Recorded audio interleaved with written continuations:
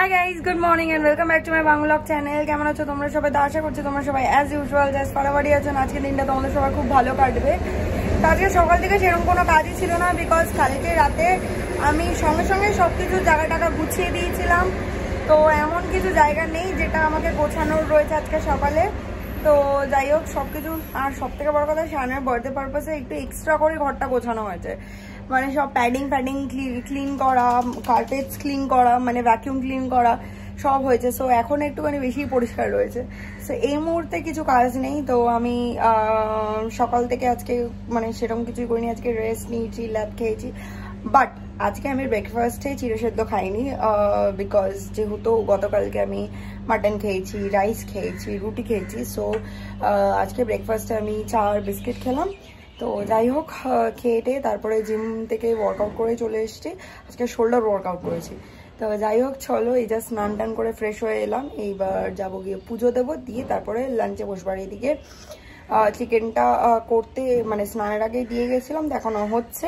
ওটা হোক, ওটা একদম লো ফ্লেমে হয়, তো সুতরাং ওটা হোক। তো ততক্ষণে চলো গিয়ে আমি পুজোটা দিয়ে আসি। তো চলো without further delay let's start today's video. I hope কি আজকে এই ব্লগটা দেখতে তোমাদের সবার খুব ভালো লাগবে। সন্ধ্যেবেলা বাড়ি থেকে বেরিয়ে গেছি, অ্যান্ড আজকে যেহেতু টিউসডে চলে এসেছি পুজো দিতে মন্দিরে। তো এই যে সায়ন রয়েছে, ও ফুলমালা কিনছে। ও একটু আগেই জাস্ট এলো, এসে চা পা খেলো, তারপরে দুজন মিলে একসাথে সন্ধ্যে দিলাম, দিয়ে তারপরে বেরোলাম এখন পুজো দিতে।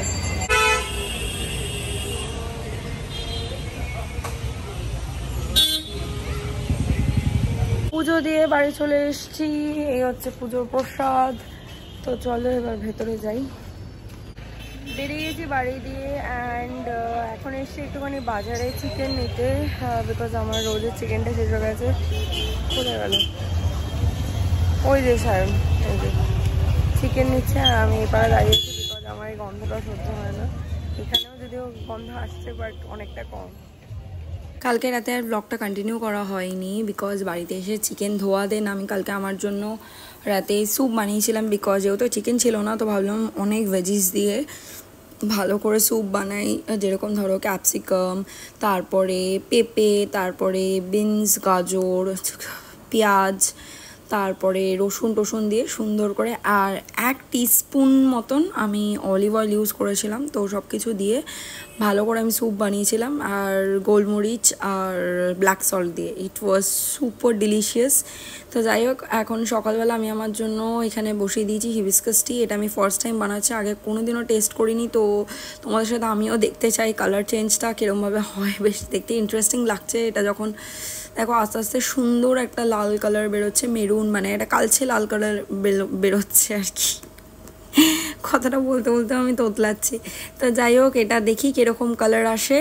ততক্ষণে আমি চলো যাই, গিয়ে আমি আমার চিড়েটাও ধুয়ে নিই, ধুয়ে ওটাও বসিয়ে দিই, কারণ এটা খেয়ে চিড়ে সেদ্ধ খাবো, খেয়ে তাড়াতাড়ি আজকে জিম যাব।